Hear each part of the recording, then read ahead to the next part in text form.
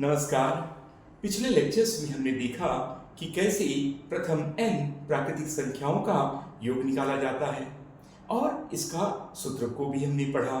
फिर हमने देखा इसके विभिन्न प्रकार, जैसे प्रथम n प्राकृतिक संख्याओं के वर्गों का योग, प्रथम n प्राकृतिक संख्याओं के घनों या त्रिघात का योग एवं इससे संबंधित सूत्रों को भी हमने देखा और समझा और इससे संबंधित समस्याओं को, प्रॉब्लम्स को भी सॉल्व किया और एक्सरसाइज भी हमने आपको दिया। आशा है आपने उसे समझा भी होगा और उन उदाहरणों और एक्सरसाइज को आपने सॉल्व भी किया होगा। आज हम इससे संबंधित कुछ और समस्याएं देखते हैं जो अक्सर परीक्षाओं में पूछी जाती हैं। अब ये समस्याएं क्या होगी? यहाँ पर एक दी गई श्रेणी होती है और आपको श्रेणी के उस दी गई श्रेणी के n पदों का योग निकालना होता है। तो जब दी गई श्रेणी होगी और हमें n पदों का योग निकालना होगा, तो अगर वह श्रेणी छोटी है या n का मान काफी कम है तो आसानी से हम कैलकुलेटर या हाथ से हम आसानी से निकाल सकते हैं, योग करके, गुणा करके, भाग करके, जो भी करके। लेकिन अगर n का मान काफी बड़ा हो, अर्थात श्रेणी काफी बड़ी हो जाए, तब उस स्थिति में हमें किसी तकनीक या विधि का सहारा लेना होता है। तो चलिए आज हम देखते हैं ऐसे ही कुछ प्रश्नों को हम कैसे हल करेंगे जब n का मान काफी बड़ा हो या n के मान तक का हमें कुल योग निकालना हो। तो चलिए हम देखते हैं। प्रश्न है आपका बड़ा सरल कि आपको योग निकालना है n पदों तक और श्रेणी दी गई है 1 इंटू 2 धन 2 इंटू 3 धन 3 इंटू 4 धन। इसी प्रकार आपको निकालना है कहां तक? n पदों तक। भाई n पदों तक तो निकालना है, तो अब क्या करेंगे? अब निकालिए चलिए। अब यहाँ पर दो प्रकार का प्रश्न आएगा। पहला यह पूछा गया है कि दी गई श्रेणी ये है 1 इंटू 2 धन 2 इंटू 3 धन 3 इंटू 4 धन। इसी प्रकार n पदों तक यह श्रेणी जारी है। वैसे यह तो अनंत पदों तक जारी है, पर आप अनंत पदों तक का योग तो निकाल नहीं पाएंगे, इसलिए उसको सीमित कर दिया गया है, परिमित कर दिया गया है n पदों तक। अब n पदों तक का योग बड़ी आसानी से आप निकाल पाएंगे, लेकिन कैसे? अब n अगर छोटा हो, मान लेते हैं सिर्फ यहीं तक हो, यहाँ तक मतलब आपने इनको गुणा किया और इनको जोड़ दिया, तो आपने क्या किया? 3 पदों तक जो दिए गए 3 पद हैं यहाँ तक आपने निकाला, गुणा किया, जोड़ दिया। लेकिन अगर n, चलो मैं इसको कर देता हूँ, जो आखिरी वाला जो पद है वो क्या होगा? ऐसा हो जाएगा 100 इंटू 101। चलिए अब निकाल के बताइए। तो यानी 101 पदों तक। तो जो आप देख सकते हैं कि ये पद कितनी है? 100 पदों तक, है ना? तो 100 पदों तक आपको निकालना है, जबकि श्रेणी इस रूप में दी गई है। तो चलिए आप निकालिए। आप बड़ी असमंजस स्थिति में हो जाएंगे। यहाँ तो निकाल लेंगे, लेकिन अगर मैंने इसको और बड़ा कर दिया, 1 करोड़ कर दिया, तो इसका मतलब ये है कि हमें इसका सूत्र निकालना आना चाहिए, इसे हमें सूत्र रूप में बदलना आना चाहिए। तो चलिए हम देखते हैं कि n पदों तक के लिए सूत्र रूप में हम कैसे बदलते हैं। इसके लिए बड़ी आसानी से हम जानते हैं कि इसका सम निकालना है। सम को हम s बोल देते हैं, तो हमने ये s कर दिया। अब आप देखेंगे n पदों तक है, तो यदि हम n पदों तक निकाल लेते हैं तो निश्चित तौर पर n का जो भी मान वहां रखें तो उसका हमें सम या योग मिल जाता है। तो हम ये देखते हैं पहला पद क्या होगा, ये हम मान लेते हैं n। अब दूसरा पद को जब हम देखते हैं, गौर करते हैं, क्योंकि यहाँ पर पूरा कार्य अवलोकन पर आधारित होता है। तो जब हम देखते हैं if we see the second term, तो हमने देखा कि इसमें एक ज्यादा है, n+1 है। अब हम देखते हैं क्या ये सही है, क्या यह श्रेणी का ट्रेसिंग सही है। दूसरे वाले में देखते हैं 2, यानी n का मान हम 2 रख दिए और जो दूसरा पद है 2 में से 1 ज्यादा यानी 3, ठीक है। अब यहाँ हमने n का मान 3 रख दिया और दूसरा वाला जो गुणा है, मल्टीप्लाई हुआ है 4, 3 धन 1 4। इसी प्रकार हम 100 पदों तक निकालेंगे तो n का मान 100 होगा और अगला पद 1 ज्यादा यानी 101 होगा। 1 करोड़ तक तो n पद होगा 1 करोड़वां प्लस इंटू 1 करोड़ 1। तो आप इनका योग निकाल सकते हैं, लेकिन कैसे निकालेंगे? चलिए बताइए, आप इनका कुल योग कैसे निकालेंगे? तो छोटी संख्या के लिए, छोटी पद के लिए तो आप कैलकुलेटर या हाथ से निकाल सकती हैं, लेकिन n तो कितनी भी बड़ी संख्या हो सकती है। अब इतनी बड़ी संख्या का आप योग कैसे निकालेंगे? तो चलिए हम देखते हैं इनका योग कैसे निकाला जाता है। तो हम इसको सरल कर लेते हैं, तो ये हो जाएगा n वर्ग धन n। तो n का गुणा हुआ तो ये n वर्ग हो गया धन n हुआ।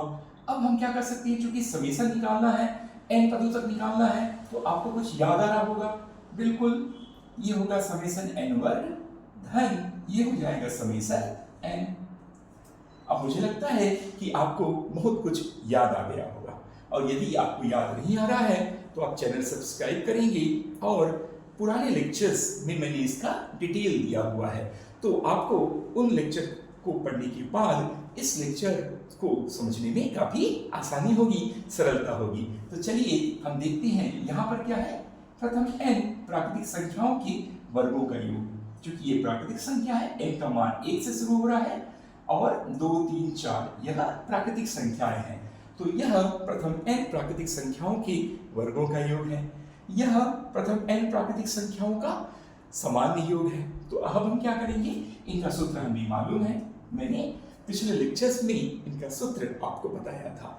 इनका सूत्र क्या है? इसका सूत्र है n+1 2n+1 बटा 6। ये किसके लिए? प्रथम n प्राकृतिक संख्याओं के वर्गों का योग के लिए धन।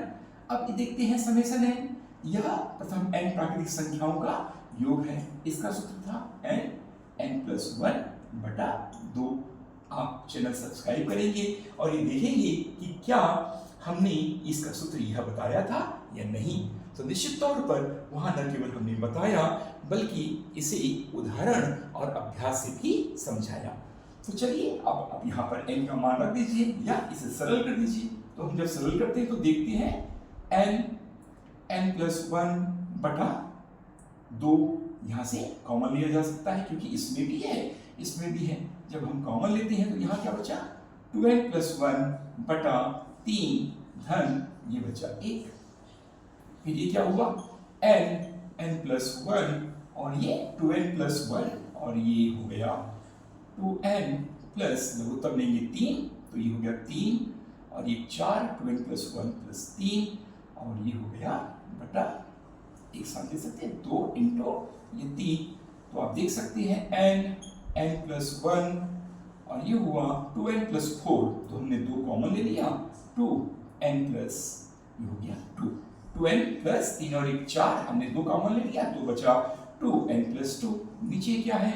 2 इंटू 3, ये 2 कट गया, तो हमारे पास इसका सूत्र मिला n+1 और n+2 बटा 3, इसका सूत्र मिल गया। तो निश्चित तौर पर यही इसका सम होगा। अब संख्या जो भी दी गई हो आप आसानी से उनका योग निकाल सकते हैं। तो चलिए मान लेते हैं, मैं इसे उदाहरण देता हूं। प्रथम यहाँ दिया हुआ है, आखिरी जो पद है 100 इंटू 101, यानी कुल पदों की संख्या कितनी हो गई यहाँ पर? 100। n का मान कितना हो गया? 100। जब आप इसे कैलकुलेटर से निकालना शुरू करेंगे तो आप देख सकते हैं कि कितना समय लगेगा, कितना समय जाया होगा, किंतु आसानी से आप इस राशि को, चाहे ये राशि कितनी भी बड़ी हो, आप इस राशि को सीधा यहाँ रख दीजिए।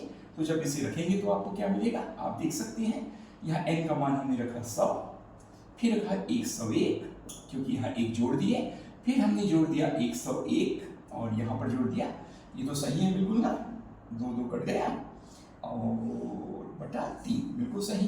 तो ये होगा 102 बटा ये हो गया 3, यही इसका कुल योग होगा।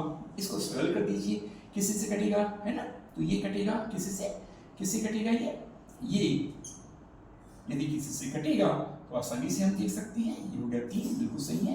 तो 101 और ये 2, तो ये हो गया 100 और ये कट रहा है कहीं पर, 3 तिया 9, 1 ये कट 3 तिया 9 है ना, ये कटा 3 एकम 3, 3 तिया 9, 1 बचा, ये 3 चौक 12, तो ये कितना होगा? आप देख 3400, तो आप देख सकते हैं ये हो गया 3400 या 101 कर दीजिए, तो ये हमने जोड़ दिया 3400 या इसको हमने जोड़ दिया बड़ी आसानी से, ये आसानी से आप जोड़ सकते हैं, तो कोई दिक्कत नहीं है इसमें। तो यहाँ क्या होगा, ये हो गया 3400 गुणा 34 को हमने 100 से गुणा किया और 101 से गुणा कर दिया, ये आसानी से।